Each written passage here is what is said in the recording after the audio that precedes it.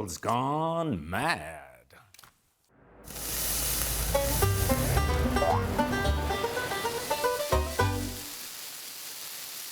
Or, as we like to say in French, le monde, c'est fou. We all fondly imagine that romantic weekend in Paris, strolling down the Rue Saint-Dominique on our way to the Latin Quarter. Alas, Paris these days, thanks to left-wing governments and out-of-control immigration, ain't quite what it used to be, as these young German girls found out recently after booking a hotel in the less salubrious parts of the City of Love. Irgendwie auch keine Worte. Machst du Little Jetzt auch keine Worte. War hier Bürgerkrieg? Was ist denn los hier? Still, it could have been worse. Those poor German girls could have booked themselves a trip to New York, where on the west side of Manhattan, near 30th Street, you can marvel at this magnificent work of postmodern art, the Foot Fountain. It's described as, quote, an irreverent take on the tradition of classical fountains that are commonly plopped into the middle of a square or in gardens. To me, it's simply a grotesque, left-wing, woke abomination. But what would I know? Speaking of postmodernism, the marketing directors at car manufacturer Jaguar must be licking their wounds, following a near-complete collapse in their sales after last year's disastrous woke transgender advertising campaign. Remember this postmodern abomination?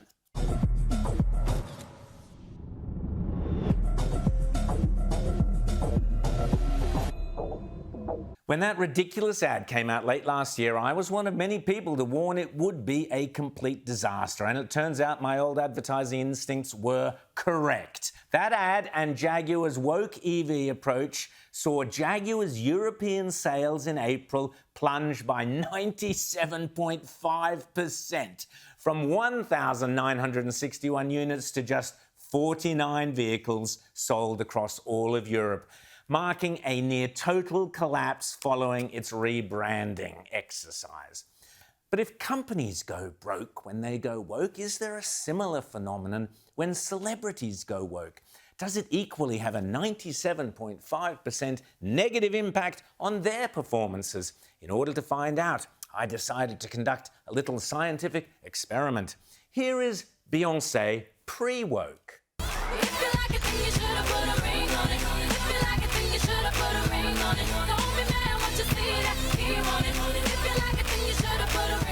And here is Beyonce, who publicly backed Kamala Harris, post-woke, strutting her stuff more recently.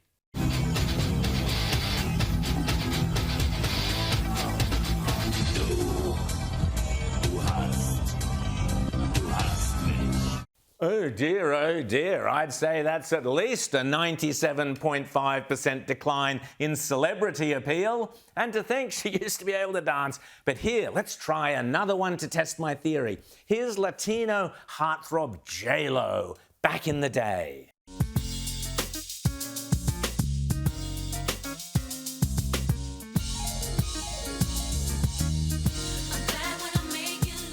Okay, and here's post-woke J Lo, another who supported Kamala. Let's see how it's going.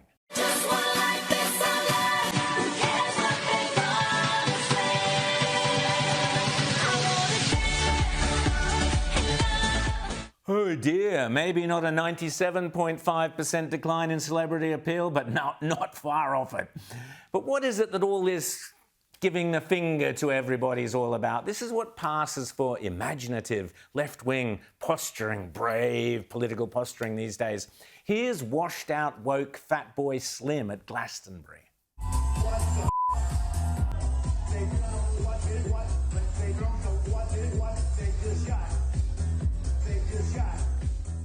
Oh, so brave, so politically inspired, which brings me, of course, to the most disgusting performance at this year's Glastonbury Music Festival, the supposed cultural highlight of the woke year. Once upon a time, Glastonbury was all about the hot new bands and celebrating the icons of the past, but nowadays it's just hardcore, left-wing, pro-Palestinian propaganda. In fact, this year's scenes from the crowd resembled Gaza more than Glastonbury.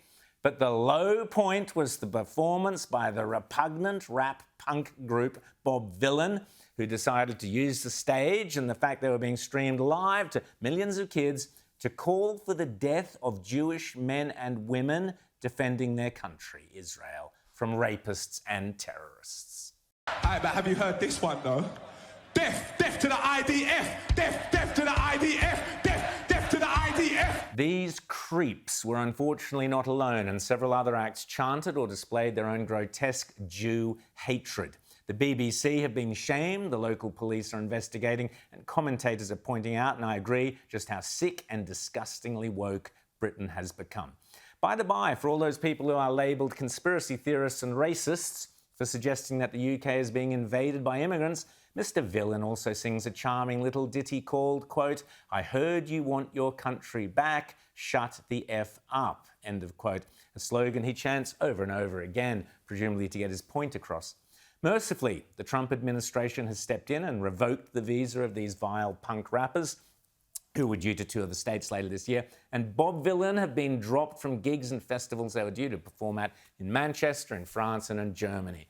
Good, excellent. But the one point the woke Glastonbury bands, promoters, celebrities and crowds appear to have chosen to ignore is that it was at a concert very similar to Glastonbury with a very similar audience and similar bands. The Nova Festival in southern Israel on October 7th, 2023, that the pro-Palestinian Hamas terrorists butchered thousands of innocent young people, concertgoers, murdering, raping, torturing and abducting them. Perhaps the wokerati at Glastonbury might have considered a minute's silence to commemorate those appalling deaths rather than waving their flags and chanting their obnoxious slogans of Jew hatred and of celebrating the killers. Or indeed, how about a minute's silence at Glastonbury to remember those young innocent people murdered by terrorists at other rock concerts? The Bataclan concert in Paris, for example, 90 people dead, 20 hostages taken. Or how about a minute's silence for the 22 people killed and the many more injured by a suicide bomber at the Ariana Grande concert in Manchester? People were pulling nails out of the faces of children. Or why not a minute's silence at Glastonbury to remember the Orlando Pulse nightclub, 39 people killed by a homophobic Islamic State sympathiser? Or the Dolphinarium nightclub in Tel Aviv, another Hamas atrocity where 29 people, mainly teenage girls, were killed. There was also, of course, the 3 Taylor Swift concerts in Vienna cancelled due to terrorism threats, and whatever the motive, the horrific slaying of 3 little girls at a Taylor Swift dance party in England is something else that the Glastonbury crowd might have deigned to remember. What a despicable bunch.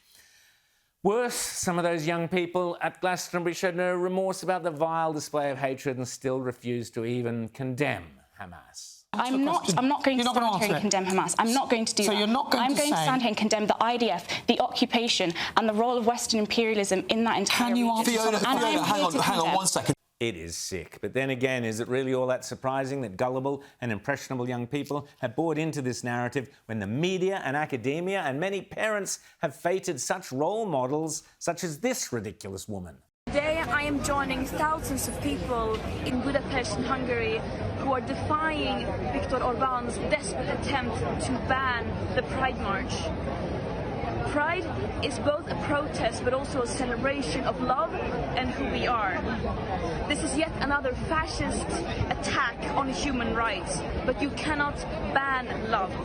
So I hope to see you all on the streets. How dare you? Ah, yes, Greta Thunberg again. First it was climate change, then it was Gaza. Now she's back on the rainbow bandwagon. For someone who doesn't like travelling, Greta seems to get around a fair bit. But what's this about not being able to ban love?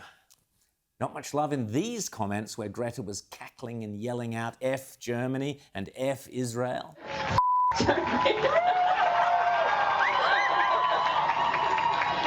Israel. Here in Australia, we're not immune from this vile stupidity. Here's a woman standing in front of an Aboriginal flag banging on about the Intifada. Long live the Intifada! Ali, Ali, Ali! وعلي علم الثورة علي! علي علي علي! Of course, women standing or even kneeling on a street corner venting their rage has a long and proud history stretching all the way back to the first inauguration of Donald Trump in 2017. Donald J. Trump is now President of the United States. President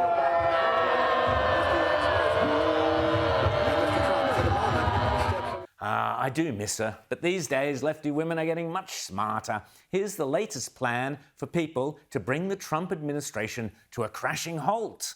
If millions of us stopped working, stopped spending, and stopped producing all at the same time? There's a movement brewing. It's called the People's Sick Day, and what it is a 3-day economic blackout. That means no work, no shopping, no production, just pause. 3 days where we remind the system that without us, nothing moves. No working? Sounds like most of them anyway. For other young sufferers of chronic TDS, apparently the way to vent your spleen is to attack the patrons in your restaurant. You know what? There's one thing about me as a server. If you come into my job with a MAGA hat on, you can leave. Get out. We don't serve your kind here. Y'all want to be racist so bad? Okay, let me discriminate against you. And if somebody else gets to them before I do, oh, best believe I'm spilling your drinks, your food, your hot-ass ramen all over you. You're gonna leave here with third-degree burns. Get the out of my restaurant. I hope the owners of that restaurant are aware that they have a sociopath for a waitress, and I'm not sure that banning 77 million Americans, 1 in 2 potential customers from your cafe, is a really great business model. For others, such as Kamala's former running mate, Tim Waltz, there's no better TDS therapy than jazz hands at a Pride festival.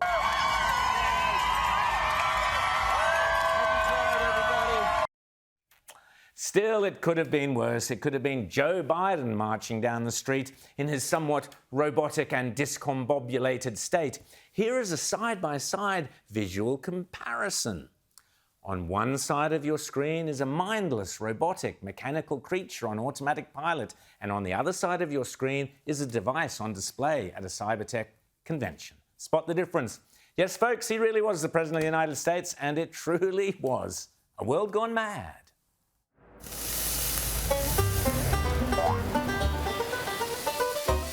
Joining me now is Natalie Winters, co-host of Steve Bannon's War Room.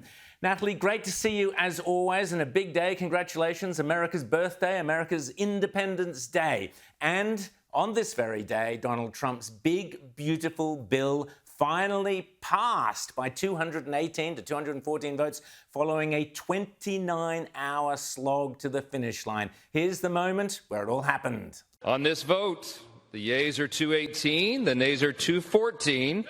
The motion is adopted. And Natalie, here's what Donald Trump had to say about it. There could be no better birthday present for America than the phenomenal victory we achieved just hours ago when Congress passed the one big, beautiful bill to make America great again. So, Natalie, you told us many weeks ago how many conservatives were concerned that maybe the bill didn't go far enough. It still left a lot of debt, trillions of dollars debt into the future. But, Natalie, tell me, why is this bill so important to Donald Trump on this day? And also, what is its significance to the average American, the MAGA voter, the average American out there? Sure. Well, first and foremost, I think it's a testament to the strength, not just of President Trump, but of his agenda that they were able to get this passed. Like we've sort of discussed, it's certainly a mixed bag. I think if you look at the historic tax cuts, really the overall pro-growth mentality, that's something that you saw Secretary of the Treasury Scott Bessent really hammering. That's sort of our only way out of our, what is it, $37 trillion in debt. Of course, the no tax on tips, no tax on overtimes, new tax cuts for seniors, trying to eliminate some of that waste, fraud, and abuse, and a lot of maybe these superfluous spending programs like Medicaid, Medicare, but trying to do it, you know, in a way that still protects people who helped get President Trump elected. Obviously, I think ICE is now, what is it, the 14th best well-funded military force that we have in the world. The billions of dollars that they're getting is certainly going to help President Trump carry out his mass deportation agenda. Hakeem Jeffries said as much while speaking on the floor today. But like always, it's typical, you know, DC kind of policy back and forth, a lot of work, whether it's for lobbyists or certain industries. That's why we saw, obviously, Elon Musk sort of become apoplectic over it. But all said and done, I think on the immigration front, that's probably where you see the most wins for the MAGA base. But as always, DC is doing their typical kind of, you know, spending tricks that I think that the MAGA base is very tired of, but certainly a big win for President Trump.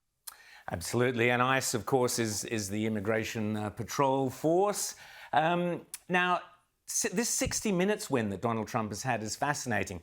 Paramount Global has reached a settlement with Donald Trump over a lawsuit that alleged that CBS News Network engaged in election interference by editing an interview with Kamala Harris. We talked about this at the time. There was this kind of answer, this weird kind of re-editing of Kamala Harris's answer to a question which made her look better. Donald Trump has won this lawsuit. I just want to ask you about that, but first I'll just play you the difference between what the interviewer actually got, the answer he got from Kamala Harris, and then the edited version that we then saw. So have a listen. But it seems that Prime Minister Netanyahu is not listening. Well, Bill, the work that we have done has resulted in a number of movements in that region by Israel that were very much prompted by or a result of many things, including our advocacy for what needs to happen in the region. But it seems that Prime Minister Netanyahu is not listening. We're not going to stop pursuing what is necessary for the United States to be clear about where we stand on the need for this war to end. Now, Natalie, the legacy media is one of your pet hates, and you've done a brilliant job exposing the fraudulent practices of the legacy, so-called legacy mainstream media. That is a textbook example. Kamala Harris comes across looking quite smart and with a clever answer, but it was all fake. It was all edited. What is the significance of this? Obviously, it's a big win for Donald Trump, but are the legacy media, the mainstream media, learning any lessons from this? Well, you can see they make my job very easy if you can translate what she was saying. But I think this is such a great decision. I mean, right, first off, it has to be salt in the wound. What is it, after the, over $1 billion that they spent, I guess technically coming from the DNC to try to get her elected. Now it's another $16 million going to, of all places, the presidential library for Donald Trump. That's pretty awesome. But I think obviously Trump is great for the ratings, right, of these networks. But I think if you look at the settlement sort of through the longer frame of a trajectory of how President Trump has just totally obliterated the legitimacy, the credibility, right, of so many of these legacy media institutions. I've always sort of described it as a Thucydides trap, right? You have the sort of old guard media establishment that no one trusts, and then you have the new media like myself in and around the White House. And I think the fact that they have to compete with us now for viewership and just from the kind of access and prestige standpoint, which is something that they've always traded off of, right? Just being able to have the White House as a backdrop, the illusion of access, they no longer have the monopoly on that. So I think that sort of compounding with the idea of all of these, right? There's so many of these settlements happening with so many of these networks. It's a testament, I think, to these networks not feeling like they can get away so much with lying about President Trump anymore, because there's actually going to be ramifications. I guess maybe lawfare has met its match, and when they're going to cover what they did against President Trump for these last 4 years the way that they did, maybe they should see some of their own lawfare, because I think that's exactly what we're seeing go down. And I'm sure there'll be some more lawsuits like this in they'll keep you busy, Natalie. They'll keep you busy. Don't you worry about that. Indeed. They haven't given up the ghost yet. But listen, I want to show you another before and after type of thing. And this was the border under Biden and the border under Trump. Trump's border crackdown has been a massive success, we know. So let's have a look at the difference between the two.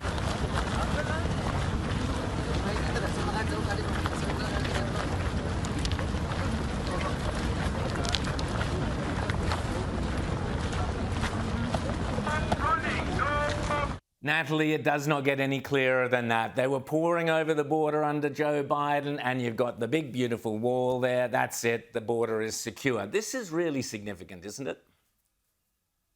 Extremely. I don't think we've had crossings this low since probably before I was born.